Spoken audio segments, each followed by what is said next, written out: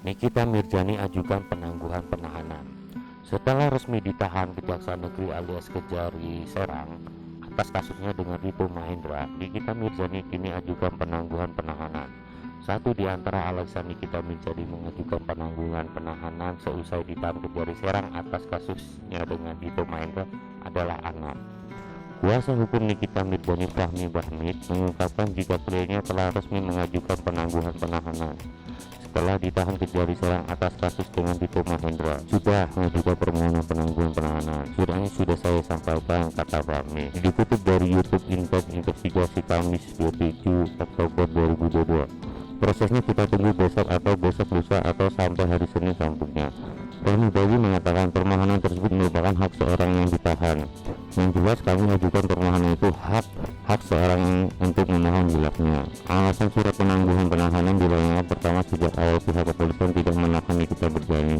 Lalu kedua karena alasan kemanusiaan di mana Nikita Mirzani memiliki 3 orang anak. Pada prinsipnya Niki itu tidak ditahan oleh penyidik dan Niki itu sangat kooperatif, ujar Fahmi Bahmid. Dan yang kedua, dia adalah seorang ibu dengan 3 orang anak dan dia tulang punggung keluarga tambahnya. Ada yang berbeda dari penampilan Nikita Mirzani saat dijebloskan ke rutan Serang. Nikita Mirzani tidak memakai rambut tahanan dan tangannya tak diborgol.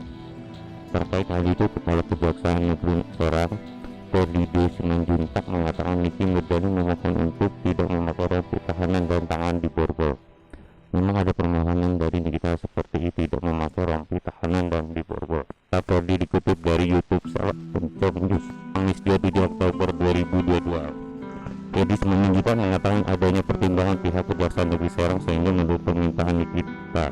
Menurut Ferdi, Nikita Mirzani juga kooperatif, akhirnya mau dibawa meskipun sempat menangis histeris.